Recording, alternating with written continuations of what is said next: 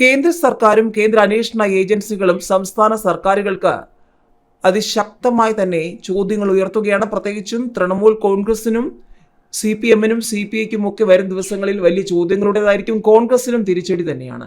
കോൺഗ്രസിന് പിന്നാലെ പ്രതിപക്ഷ സഖ്യത്തിലെ രാഷ്ട്രീയ പാർട്ടിയായ CPI-ക്കും ആദായ നികുതി വകുപ്പിന്റെ നോട്ടീസ്. 11 കോടി രൂപ CPI തിരിച്ചടയ്ക്കണമെന്ന നിർദ്ദേശമെന്നാണ് റിപ്പോർട്ട്. പഴയ പാൻ കാർഡ് ഉപയോഗിച്ച് ടാക്സ് റിട്ടേൺ ചെയ്തതിനാലുള്ള കുടിശ്ശികയും പാൻ കാർഡ് തെറ്റായി രേഖപ്പെടുത്തിയതിനുമാണ് പിഴയുമടക്കം 11 കോടി എന്നാണ് നോട്ടീസിൽ പറയുന്നത്. ഇത് സംബന്ധിച്ച് നിയമസഹായം തേടുകയാണെന്ന മുതിർന്ന CPI നേതാവ് വാർത്താ ഏജൻസിയോട് പ്രതികരിച്ചു. നേരത്തെ കോൺഗ്രസിന് 1700 കോടി അടയ്ക്കാൻ ആദായ നികുതി വകുപ്പ് നോട്ടീസ് നൽകിയിരുന്നു.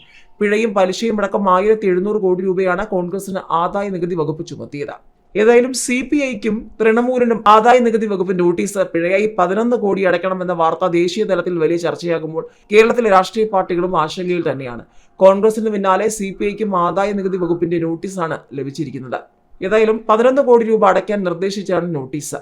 ഇതുമായി ബന്ധപ്പെട്ട അഭിഭാഷകരുടെ അഭിപ്രായം തേടാൻ ഒരുങ്ങുകയാണെന്ന് CPI പ്രതികരിച്ചിട്ടുണ്ട്. നേരത്തെ കോൺഗ്രസിനും ഇത്തരത്തിൽ ആദായ നികുതി വകുപ്പ് നോട്ടീസ് അയച്ചിരുന്നു. 2017, 2018 മുതൽ 2020 മുതൽ 2021 വരെയുള്ള സാമ്പത്തിക വർഷങ്ങളിലെ പിഴയും പലിശയും അടക്കം 1700 കോടിയുടെ നോട്ടീസാണ് കോൺഗ്രസിന് നൽകിയത്. ആദായ നികുതി വകുപ്പിന്റെ നടപടിക്കെതിരെ കോടതിയെ സമീപിക്കുമെന്ന് കോൺഗ്രസിന്റെ അഭിഭാഷകനും രാജ്യസഭാ MP-യുമായ വിവേക് തൻഖ പറഞ്ഞു. കോൺഗ്രസ് നൽകേണ്ട ആദായ നികുതി പുനർനിർണ്ണയിക്കാനുള്ള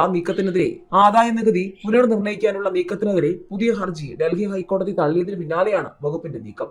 കഴിഞ്ഞ 72 മണിക്കൂറിനിടെ 11 നോട്ടീസുകൾ ആദായ നികുതി വകുപ്പിൽ നിന്ന് ലഭിച്ചെന്ന് തൃണമൂൽ കോൺഗ്രസ് നേതാവ് സാകേത് ഗോഖലെയും അറിയിച്ചു.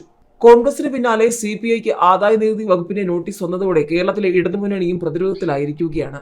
ലോക്സഭാ തെരഞ്ഞെടുപ്പിനിടെ അന്വേഷണ ഏജൻസികളെ ഉപയോഗിച്ച് നരേന്ദ്രമോദി സർക്കാർ പ്രതിപക്ഷത്തെ വേട്ടയാടുന്നുവെന്ന വിമർശനവുമായി ഇപ്പോൾ പ്രതിപക്ഷ രാഷ്ട്രീയ പാർട്ടികൾ രംഗത്ത് വന്നിരിക്കുകയാണ്.